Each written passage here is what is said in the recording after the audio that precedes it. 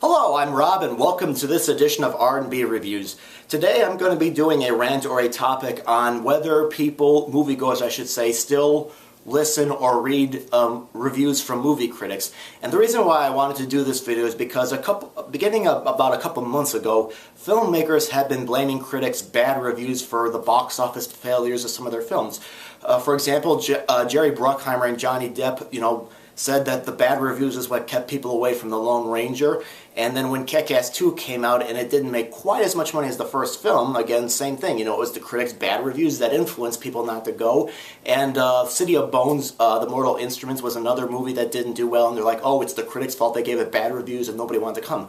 But interestingly enough, when I read these articles from people about, the Lone Ranger or box office disappointments or failures, the comments that I read from, the people that read them was like, critics don't influence me. I make up my own mind. I don't need critics telling me what to see and what to watch. I make up my own mind if I want to see a movie or not. So that got me thinking, if the critics weren't responsible, their bad reviews weren't responsible for getting people into the theater, who or what was? And again, the topic I'd like to tackle is, again, do people even read or listen to what they say anymore?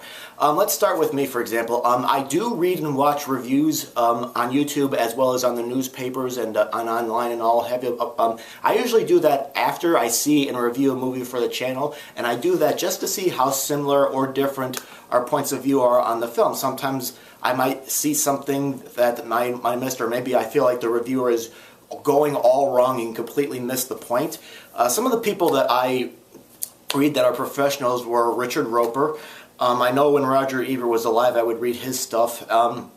Matt Zoller's another one that I've been getting into lately. He's been writing reviews on Roger Ebert's movie review page on the internet.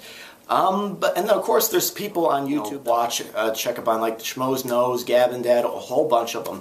But normally, I really don't normally get influenced by critics or reviews, personally. I think some people do turn to movie reviewers to help decide a movie, perhaps. But I think most people that go watch, the Schmoes or what have you are, people that already have a fan base with moviegoers are people that have already seen the movie and want to know what their favorite reviewer thought of it. And then they can post comments like, well, I disagree with you. I like this, or I agree. I thought this didn't work for me personally and all that stuff. But another thing to keep in mind, what is a critic anyway? Well, a movie critic or a critic in general is, it's somebody that usually communicates their opinions and assessments on all different kinds of subjects, like art and, books, literature, that sort of thing, music, movies, the theater. And critics themselves are, sometimes subject to competing with other critics, since critical judgment, is always, based on subjectivity. So again, if you look at Rotten Tomatoes, I don't think you'll see too many movies where all the reviewers agree on a movie. You'll get a few people that don't like it, or if it's a majority of it is panning it, you get a couple people, standing up. Think of it this way: these critics don't get paid to try and write popular reviews. They're asked to write or review a movie their own point of view, not to go with what the majority are thinking. That's what they're there for. Another example is, about a year ago, Dave and I reviewed the 1985 version of Alice in Wonderland, and we didn't like it. I've seen that, years before, but after we posted that video, we got bombarded with a bunch of comments from people defending the movie, Again, we were not really asked to try and go the popular route with a point of view on a movie. We just talked about theirs. So, if people aren't really looking at movie reviewers to help them decide whether or not it gets them into the theater, what's to blame for it, for a movie not doing well? Well, for one thing, competition. Like, I remember when Lone Ranger came out, it was going up against Despicable Me 2, which was a sequel to a popular animated film.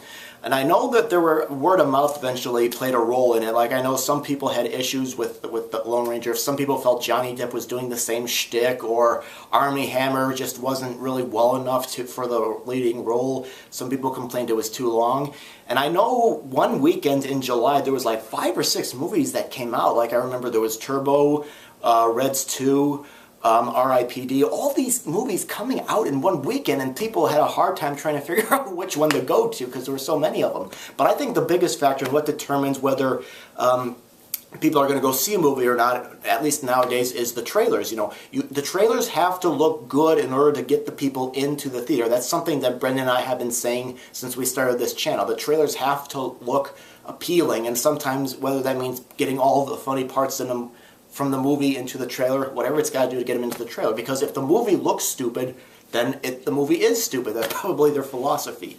With Kick-Ass 2, maybe the reason why it didn't do very well is because, it came out at a point when, students were going back to school, colleges or high school or what have you. And I think another factor is that the world has kind of changed a bit pertaining to violence since the first film came out. Maybe people were just uncomfortable with the violence, or it was just too close to home, or maybe Jim Carrey's opinion swayed people, I don't know. But getting back to the trailers, that's one of the reasons why I ended up not going to see City of Bones. The trailer just didn't really look good to me, so I didn't go. Okay, well, that's my thought on the topic. I think there are people that still look at movie reviews. I think that people will go to one that they really like and that they have a fan base with. I don't know if they necessarily sway people, and I don't think necessarily bad reviews are to blame. I know Roger Ebert always said that sometimes a bad review will get enough interest to get people in the theaters sometimes, but overall, I don't think it's necessarily the bad reviews. It could be I think it's mostly marketing. I think it could be the stars. It could be the budget. That's another thing that people have been going on with Lone Ranger, is that the movie shouldn't have had that big of a budget, and that's why they didn't make their money back.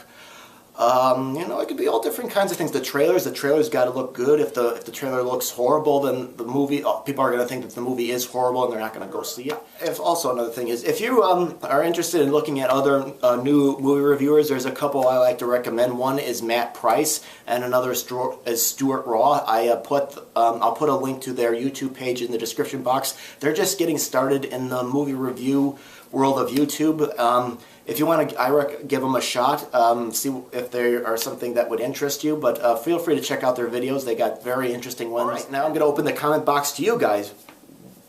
What is your opinion? Do you think movie reviewers sway the opinion? If they do a bad review, does that sway people to not go see them in the theaters, or what? Go ahead and post your comments, and thank you very much for watching.